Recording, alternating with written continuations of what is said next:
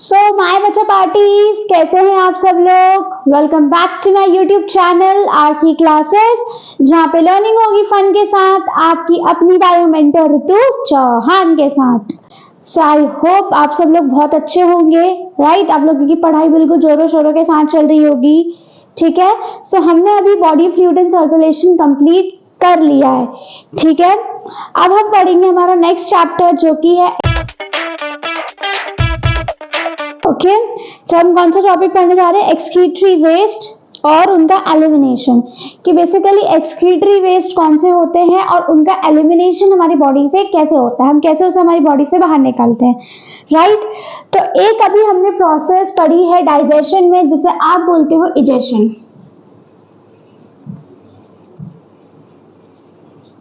ठीक है। और एक हम पढ़ेंगे जिसे हम बोलते हैं एक्सक्रीशन, ठीक है। अब इन दोनों टर्म्स में डिफरेंस क्या है। इजेशन क्या था, रिमूवल ऑफ अनडाइजेस्टेड फूड, ठीक है। जो अनडाइजेस्टेड फूड है, हम खाना खाते हैं, खाना डाइजेस्ट होता है, तो जो बचा वो फूड जो अनडाइजेस्टेड रह जाता है उसे हम क्या बोलते हैं, तो वो अनडाइजेस्टेड फूड को जब हम रिमूव करते हैं तो उसे हम बोलते हैं इजेशन। क्लियर है, आया समझ में। अब एक्सक्रीशन क्या होता है। अब ये तो हो गया भाई बचा हुआ खाना, ठीक है, जिसे आप रिमूव कर रहे हो, ठीक है। अब एक्सक्रीशन क्या होता है, रिमूवल ऑफ मेटाबॉलिक वेस्ट। कौन सा वेस्ट, मेटाबॉलिक।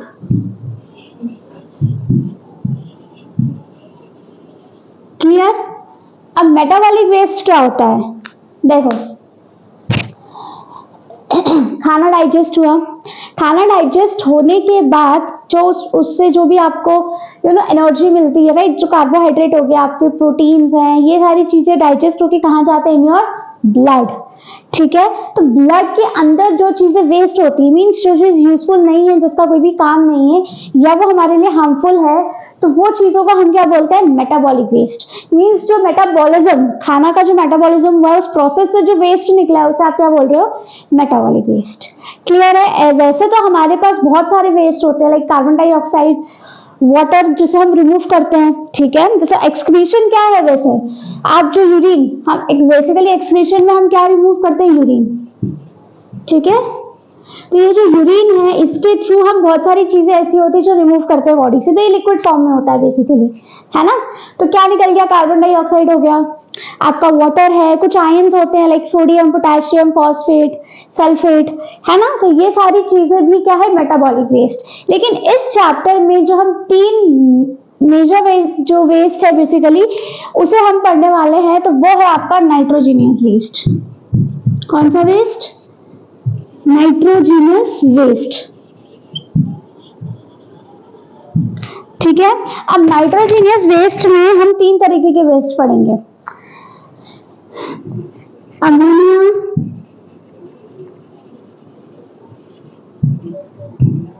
यूरिया और यूरिक एसिड।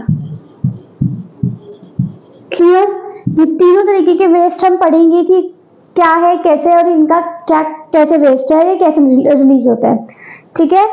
तो आया समझ में। मेटाबॉलिक वेस्ट बहुत सारे हो सकते हैं, बट जो तीन मेजर नाइट्रोजीनियस वेस्ट है जो हमें इस चैप्टर में पढ़ना है, वो है आपका अमोनिया, यूरिया, यूरिक एसिड, ठीक है। तो अब हम इन तीनों को टेबल के फॉर्म में, टेबुलर फॉर्म में पढ़ेंगे। हेडिंग डालेंगे हम,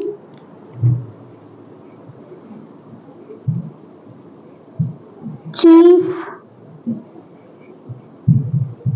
नाइट्रोजीनियस वेस्ट। वैसे तो नाइट्रोजीनियस वेस्ट जो है, जिनमें नाइट्रोजन होता है, वो वाले वैसे तो बहुत सारे हैं, बट जो मेजर हम पढ़ रहे हैं, जो चीफ, जो इंपॉर्टेंट है, वो तीन है, ठीक है।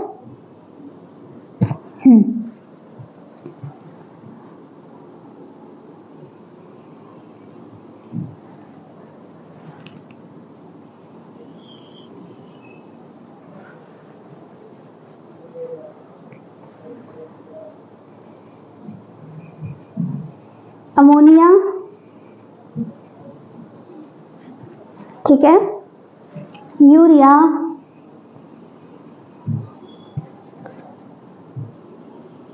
यूरिक एसिड, ठीक है। अब देखो, पहले हम अगर जैसे सपोज बात करें टॉक्सिसिटी की, ठीक है, कि सबसे ज्यादा टॉक्सिक, सबसे ज्यादा डेंजरस कौन सा होता है, तो वो होता है अमोनिया, ठीक है। मोस्ट टॉक्सिक, सबसे ज्यादा टॉक्सिक, ठीक है। अमोनिया सबसे ज्यादा टॉक्सिक होता है। यूरिया, यूरिया जो होता है वो लेस टॉक्सिक होता है देन अमोनिया,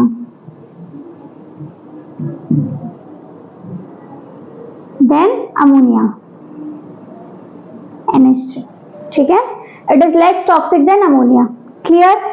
यूरिक एसिड सबसे लीस्ट टॉक्सिक होता है, सॉरी, क्या होता है, लीस्ट टॉक्सिक। सबसे कम टॉक्सिक कौन सा होता है, यूरिक एसिड। अगर मैं बात करूं, अगर आप यहाँ से पूछें सीक्वेंस में, तो आप क्या बोलोगे कि सबसे ज्यादा टॉक्सिक अमोनिया, फिर urea and then uric acid, clear. वो ऑर्गेनिज्म जो एक्सक्रीट करते हैं अमोनिया को, उन्हें हम क्या बोलते हैं, है ना। ऐसे बहुत सारे ऑर्गेनिजम्स होते हैं जिनके एक्सक्रीशन में क्या निकलता है, अमोनिया, तो उन्हें आप क्या बोलते हो, क्या लिखोगे, ऑर्गेनिज्म दोस एक्सक्रीट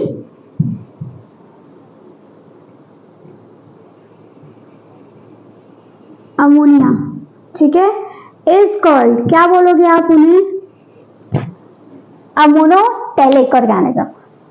क्या बोलोगे आप उसे, अमोनोटेलिक,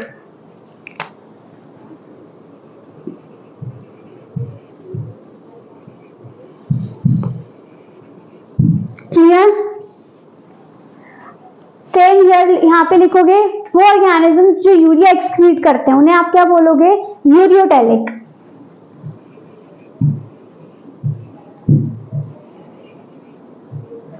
ठीक है। ऐसा कैसा यहाँ पे लिखना है, those organisms who excretes ammonia is excrete urea is called ureotelic, ठीक है। और जो यूरिक एसिड को एक्सक्रीट करेंगे उन्हें आप क्या बोलोगे, uricotelic.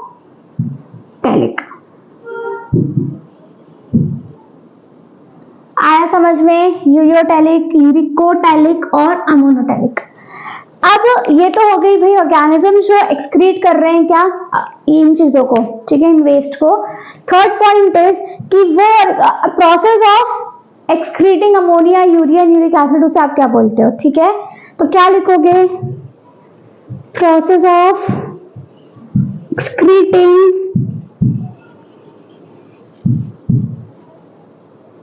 Ammonia is called, ammonia को एक्सक्रीट करने की प्रोसेस, जब बॉडी से अमोनिया बाहर निकल रहा है तो उस प्रोसेस को हम क्या बोलते हो, क्या बोलोगे आप, क्या बोलते हैं हम, अमोनोलिज्म,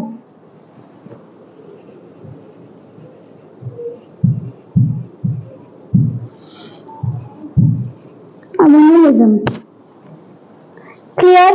अब यहीं पे अगर मैं बात करूं कि यूरिया को एक्सक्रीट करने की प्रोसेस को आप क्या बोलोगे, तो यूरियोलिज्म,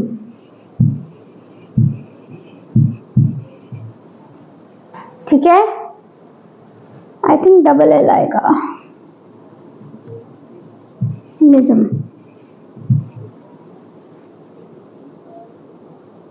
यहां भी डबल एल आएगा, ठीक है। यूरिक एसिड को एक्सक्रीट करने की प्रोसेस को हम क्या बोलेंगे, तो यूरिकोलिज्म, यूरिकोलिज्म, क्लियर। आया समझ में। वाटर रिक्वायरमेंट, कि किनको एक्सक्रीट करने के लिए ज्यादा वाटर चाहिए, ठीक है, किसको एक्सक्रीट करने के लिए ज्यादा वाटर चाहिए, तो अमोनिया के एक्सक्रीशन को एक्सक्रीट करने के लिए, क्योंकि देखो सबसे ज्यादा टॉक्सिक है तो इट रिक्वायर्स मैक्सिमम वाटर, ठीक है। तो maximum water is required for its removal,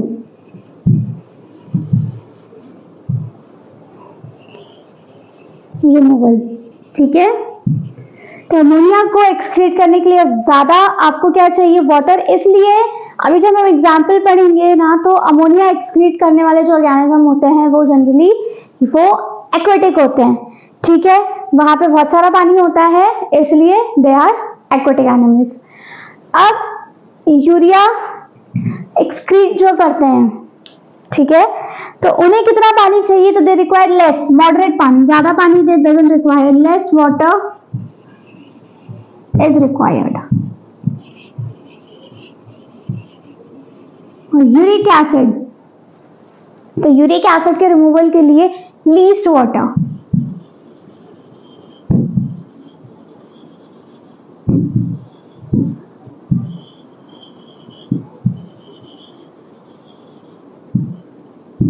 अच्छा, अब जैसे अब मैं अगर यूरिक एसिड की बात करूं, तो ये जनरली जितनी भी आपकी बर्ड्स होती हैं, राइट, आपने कभी देखा होगा ऊपर से आप जा रहे हैं और ऊपर से कबूतर ने क्या, चिड़िया ने पॉटी कर दी, राइट, तो वो कितनी ड्राई और वो होती है, तो उसे आप क्या बोलते हैं, पैलेट।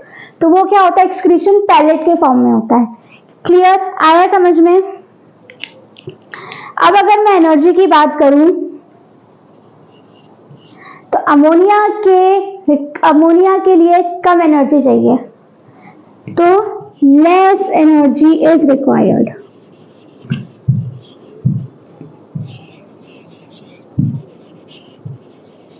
क्लियर, इसके लिए इससे थोड़ी सी ज्यादा, ठीक है, इससे थोड़ी सी ज्यादा, मोर देन अमोनिया।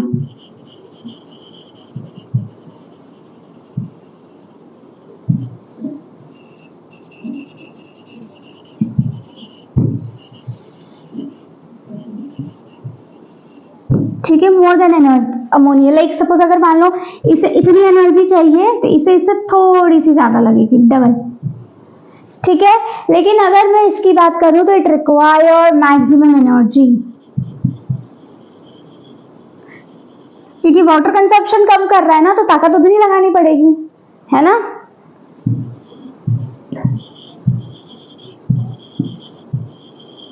तो एनर्जी ज्यादा। क्लियर, आया समझ में? ये तो हो गया इसके बारे में। अब हम लोग को देखना है, हमारा 6 पॉइंट होगा कि ये कैसे प्रोड्यूस होते हैं, ठीक है। 6 पॉइंट है इसका प्रोडक्शन, कि कैसे प्रोड्यूस होते हैं।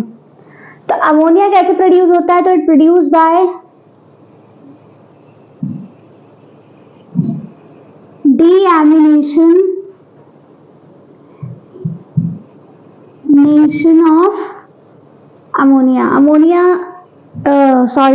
नहीं, अमीनो एसिड के डीएमिनेशन की वजह से क्या बनता है, अमोनिया। अब डीएमिनेशन क्या होता है कि देखो सिंपल बात, आपको पता है कि अमोनिया अमीनो एसिड जो है वो कैसा होता है। देखो अमीनो एसिड में यहाँ पे होता है कार्बन, ठीक है, यहाँ पे होता है H, यहाँ अल्काइल ग्रुप, इधर होगा कार्बोक्सिलिक एसिड, और यहाँ होता है आपका अमोनिया ग्रुप, ठीक है, ये होता है। तो डीएमिनेशन का मतलब होता है कि जब अमीनो एसिड में से आप इसको निकाल दो, किसको निकाल रहे हो, अमोनिया को। आप जब आप इसे रिमूव कर रहे हो, तो ये निकल गया अमीनो ग्रुप, तो ये क्या बन जाएगा, अमोनिया, NH3, ठीक है। तो ये रिमूव हो जाएगा, तो इससे क्या बन जाएगा, अमोनिया। क्लियर है, आया समझ में? अब मैं अगर यूरिया की बात करूं, तो यूरिया जो होता है बेसिकली, जैसे अगर हम हमारी बॉडी में भी बात करें, तो कहाँ बनता है, इन लिवर। तो it is produce in liver. कहाँ बन रहा है, ये लिवर में, ठीक है। अब लिवर में तो ये बन रहा है, लेकिन लिवर में कैसे बन रहा है, तो एक साइकिल होती है, ठीक है, उस साइकिल का नाम है बाय यूरिया साइकिल, या आप उसे बोलते हो ऑरिथिन साइकिल, या फिर क्रैब्स हैंसेलिट साइकिल, ठीक है। ये जो साइकिल है आपने पढ़ी होगी, देखो क्रैब साइकिल एक हम पढ़ते हैं किसमें, प्लांट फिजियोलॉजी में, क्रैब साइकिल, ये वो वाली नहीं है, इट्स अ डिफरेंट साइकिल। तो urea cycle, ornithine cycle, Krebs Henseleit cycle. ये जो साइकिल है बेसिकली इसमें क्या होता है कि अमोनिया जो होता है, अमोनिया वो किसमें कन्वर्ट हो जाता है इस साइकिल में, यूरिया में। तो अमोनिया से क्या बन जाता है, यूरिया। और ये यूरिया क्या होता है, पहले कहाँ बन रहा है देखो, आपके लिवर में, लिवर से जाएगा ब्लड में, और ब्लड से जाएगा किडनी में, और किडनी से फिर ये एक्सक्रीट होके बाहर। क्लियर, आया समझ में? किडनी से एक्सक्रीट होके कहाँ चला गया, बाहर आया। तो देखो अगर आप यहाँ देखो तो अमोनिया बन रहा है हमारी बॉडी में, राइट, लेकिन ये लिवर में ही कन्वर्ट हो जाता है किसमें, यूरिया में। तो हम एक्सक्रीट बेसिकली क्या कर रहे हैं, यूरिया। तो हम कौन सा ऑर्गेनिज्म हो गए, यूरियोटेलिक ऑर्गेनिज्म। आया समझ में? क्योंकि हमारा एक्सक्रीशन क्या है, यूरिया। भले हमारा बॉडी में अमोनिया बन रहा है लेकिन हम निकाल क्या रहे हैं, यूरिया। आया समझ में? इसलिए किडनी का जो होता है, हम एक एक्स्ट्रा पॉइंट जो है हमारी एनसीईआरटी में भी क्लियरली लिखा हुआ है कि kidney do not play any significant role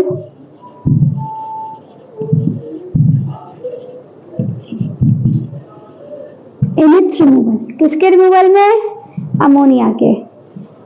ammonia के रिमूवल में किडनी का कोई भी रोल नहीं है, क्योंकि किडनी तक आते आते वो यूरिया बन जाता है।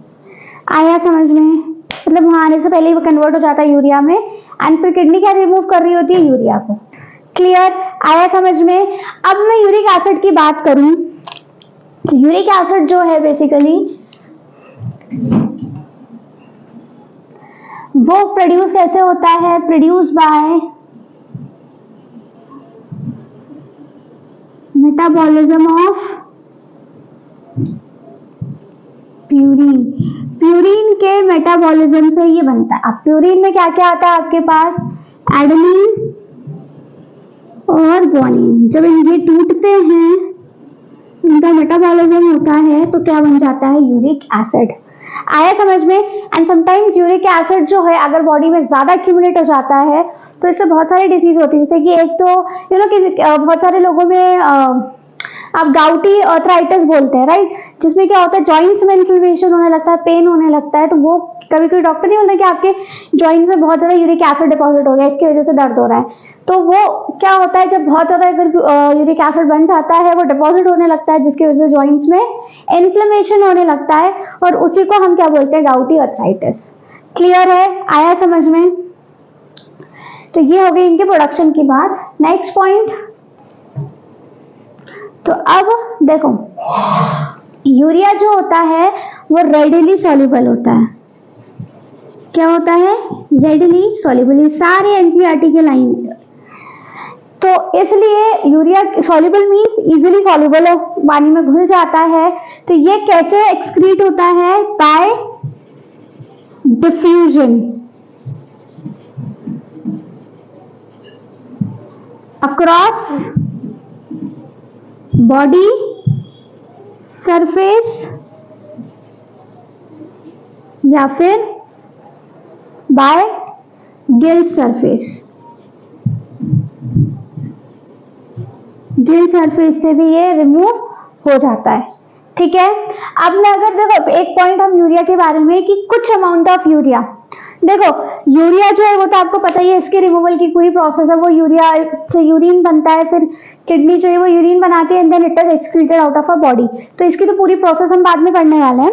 बट किडनी जो है, हमारी एनसीईआरटी ने इसी पैराग्राफ में एक लाइन लिखी हुई है कि कुछ अमाउंट ऑफ यूरिया जो है वो किडनी रिटेन कर लेती है, मतलब सारा का सारा नहीं रिलीज करती, कुछ अमाउंट वो रिटेन करके रखती है। तो आप क्या लिखोगे, some amount of urea retain in kidney.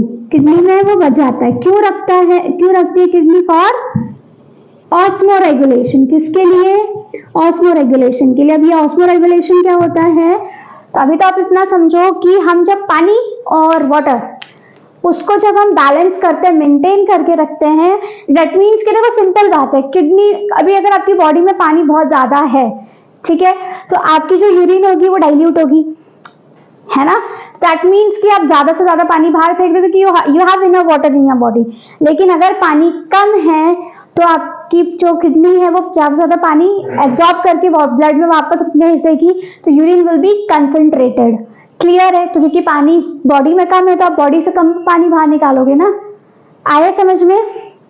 दूसरी चीज क्या, सेम वे सॉल्ट के साथ होता है। अगर सॉल्ट का कंसंट्रेशन आपके अंदर ज्यादा है तो आप कम ज्यादा से ज्यादा सॉल्ट बाहर रिमूव कर दोगे, अगर कम है तो आप रिटेन करके रखोगे। तो ऑस्मो रेगुलेशन वही, मेंटेनिंग वाटर एंड जो आपका सॉल्ट है उसको मेंटेन या बैलेंस करके रखना। तो ये कैसे होता है ये हम लास्ट में पढ़ेंगे।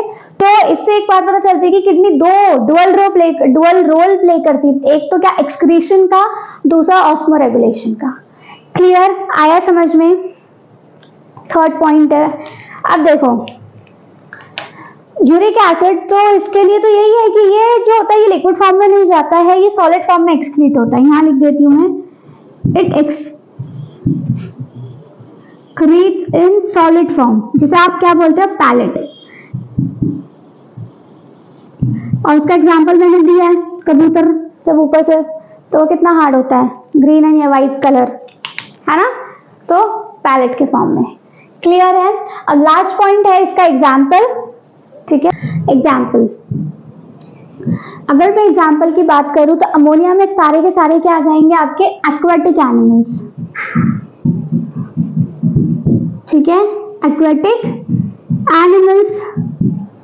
ठीक है, इसमें यूरिया में क्या एग्जाम्पल है आपका, मैमल्स हम आ गए, प्लस फ्रॉग, प्लस कुछ मराइन फिशेस मतलब शार्क। ठीक है, वो भी क्या होती है, यूरिकोटेलिक। यूरिक एसिड में आपका एग्जाम्पल है बर्ड्स, जो मैं अभी तक आपको पहले बता चुकी हूं, फिर है इंसेक्ट्स, लैंड स्नेल्स और रेप्टाइल्स। ठीक है, ये हो गए इनके एग्जाम्पल्स। अच्छा, एक पॉइंट जो हम यहां लिखेंगे,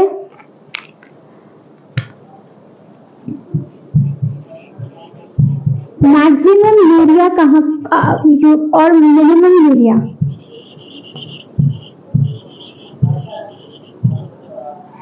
मैक्सिमम यूरिया कौन सी वेन में या कौन सी ब्लड वेसल में होता है, और मिनिमम यूरिया कौन सी ब्लड वेसल में होगा, बताओ, सोचो सोचो। देखो सिंपल बात है कि जहां यूरिया बनता है वहां से जब वो निकलेगा तो वो मैक्सिमम अमाउंट में होगा। तो कहां बनता है, लिवर में, तो मतलब हेपाटिक वेन। हेपाटिक वेन में मैक्सिमम यूरिया होता है। क्लियर? मिनिमम यूरिया कहां होगा, जहां से वो रिलीज हो रहा है, किडनी, क्योंकि वहां से यूटिलाइज होते होते होते किडनी तक आएगा, तो किडनी के पास मिनिमम यूरिया होता है। तो किडनी वाली कौन सी वेन हो गई आपकी, रेनल वेन। रेनल वेन में मिनिमम यूरिया होता है क्योंकि बाकी सारा यूरिया किडनी फिल्टर कर देती है। क्लियर? और कुछ वो रिटेन करके रख लेती है ऑस्मो रेगुलेशन के लिए। तो मिनिमम यूरिया रेनल वेन में, मैक्सिमम यूरिया हेपाटिक वेन में। लिवर के लिए हम हेपाटिक वर्ड यूज करते हैं और किडनी के लिए हम यूज करेंगे रेनल वर्ड। क्लियर? आया समझ में? So it's all about your chief nitrogenous waste. अब हम जो पढ़ेंगे वो है excretory product, no sorry,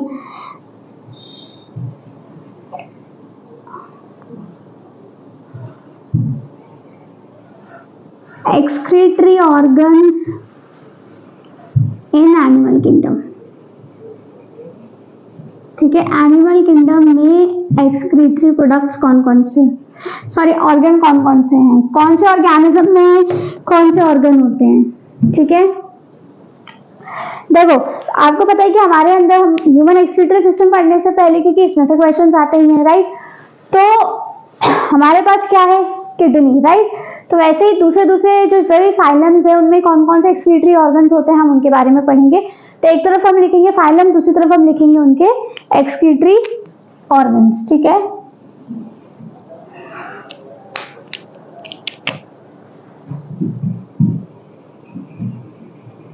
phylum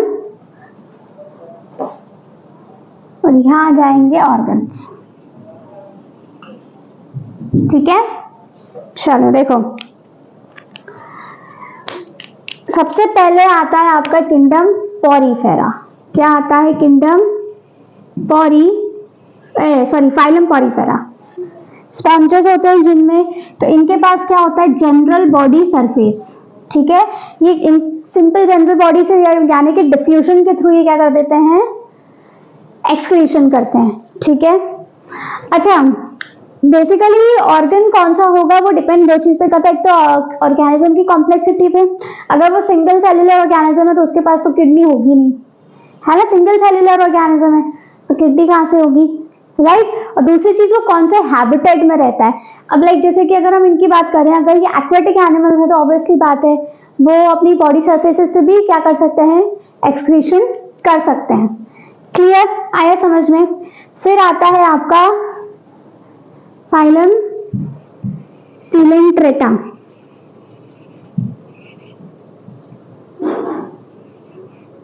या फिर निडेरिया। इनके पास भी क्या होता है? General body surface. Third is Ctenophora, ये सबसे छोटा फाइलम है। ठीक है, और इनके सारे के सारे जितने भी ऑर्गेनिजम्स होते हैं वो क्या होते हैं? बायोल्यूमिनेंस। ठीक है, तो टीनोफोरा में भी क्या होता है? General body surface. इसके बाद आते हैं प्लेथीहेल्मिन्थीज।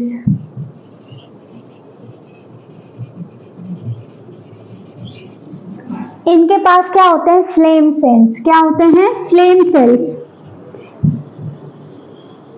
ठीक है,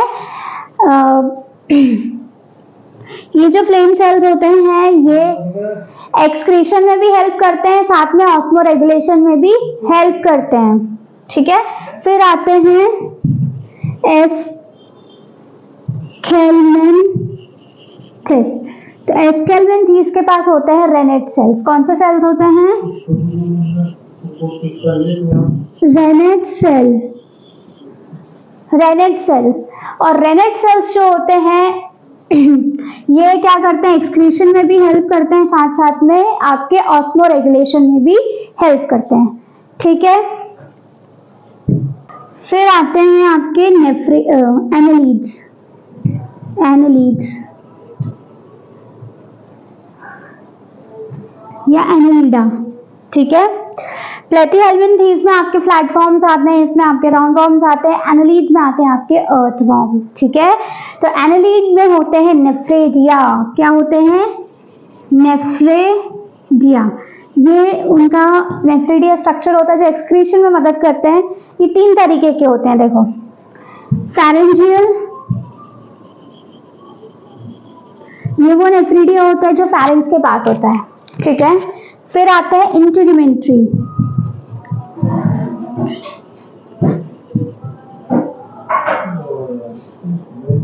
इंटीग्यूमेंट्री वो होते हैं जो कहाँ होते हैं? आपके स्किन के पास। और सेप्टल वो होते हैं, सेप्टल नेफ्रेडिया वो होते हैं जो हर 2 सेगमेंट के बीच में होते हैं, है ना। Those present between every 2 segments. Clear, आया समझ में। मैं इसको इरेज करती हूँ, फिर नेक्स्ट देखते हैं। 7th फिर है आपका ऑर्थोपोडा। ऑर्थ्रोपोडा।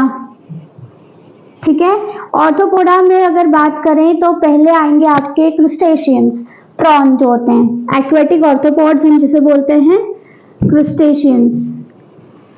उनके पास क्या होता है? Green gland.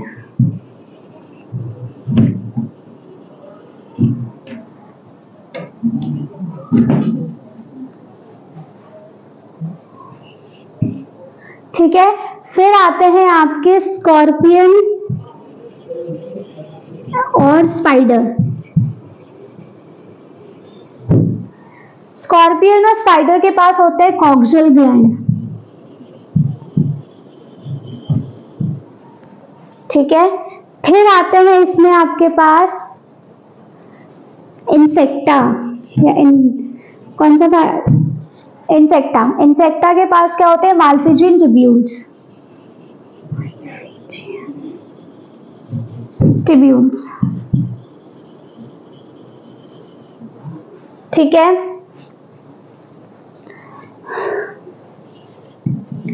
इसके उसके बाद आता है मोलस्का।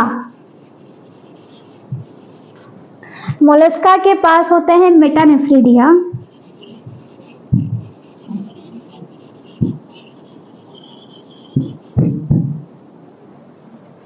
ठीक है। केबर्स ग्लैंड थोड़ा सा एनसीईआरटी के बाहर है, बट क्वेश्चंस आते हैं इसलिए पढ़ना पड़ेगा। केबर्स ग्लैंड, ठीक है। फिर होते हैं इसमें टिनेडिया और ग्लैंड्स ऑफ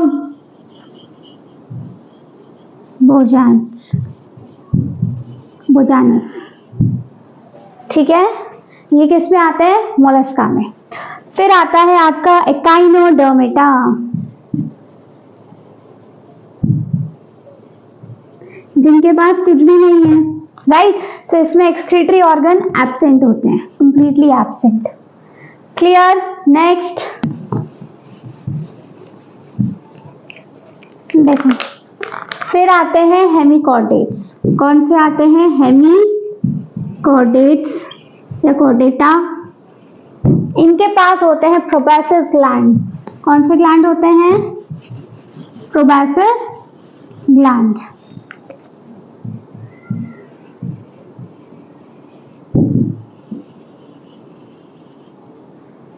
ठीक है। पूरा ही मिटा देती हूँ ना मैं। फिर आते हैं आपके कॉर्डेटा या कॉर्डेट्स, ठीक है। तो कॉर्डेटा में यूरोकॉर्डेटा,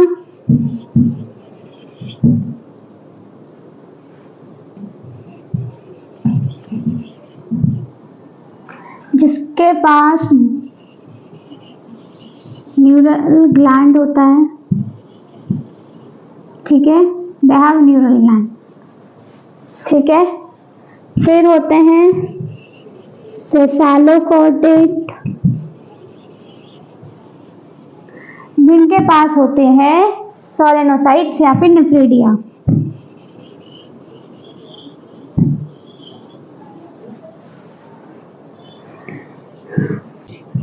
साइक्लोस्टोम्स, जिनके पास होती है प्रोनेफ्रिक किडनी,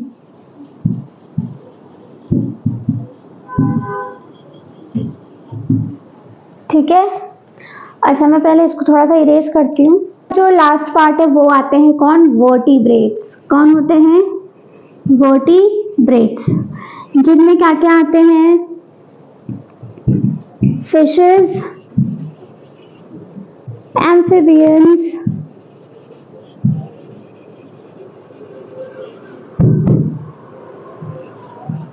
रेप्टाइल्स, बर्ड्स और फिफ्थ इज योर मैमल्स, ठीक है। ये आ गए हम। अब देखो ठीक है, वर्टिब्रेट्स के पास क्या होता है? किडनी। सभी वर्टिब्रेट्स के पास होती है किडनी फॉर एक्सक्रीशन। फिशेस और एम्फिबियंस जो होते हैं इनके पास होती है मीजोनेफ्रिक किडनी, ठीक है। और रेप्टाइल्स, बर्ड्स और मैमल्स के पास होती है मेटानेफ्रिक किडनी। कौन सी किडनी? Metanephric kidney. अब इसमें क्या डिफरेंस है? मीजोनेफ्रिक, मेटानेफ्रिक में क्या अंतर होता है? देखो, जो मीजोनेफ्रिक किडनी होती है, ठीक है, उसके पास क्या होता है? उसके पास क्या नहीं होता। तो इसमें लूप ऑफ हेनले एब्सेंट होता है। मीजोनेफ्रिक किडनी में क्या होता है? Loop of Henley is absent, ठीक है। आगे हम पढ़ेंगे लूप ऑफ हेनले क्या होता है। इसमें लूप ऑफ हेनले प्रेजेंट होता है। अच्छा, इसके होने या ना होने से क्या फर्क पड़ता है? तो अगर लूप ऑफ हेनले प्रेजेंट हो नहीं है तो ये कंसंट्रेटेड यूरिन प्रोड्यूस नहीं करेंगे। हमेशा इनकी यूरिन क्या रहेगी? Dilute.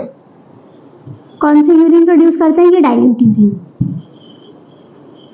No loop of Henle, no concentrated urine. इनके पास लूप ऑफ हेनले प्रेजेंट है, इसलिए ये क्या करते हैं? कंसंट्रेटेड यूरिन प्रोड्यूस करते हैं। क्या करते हैं?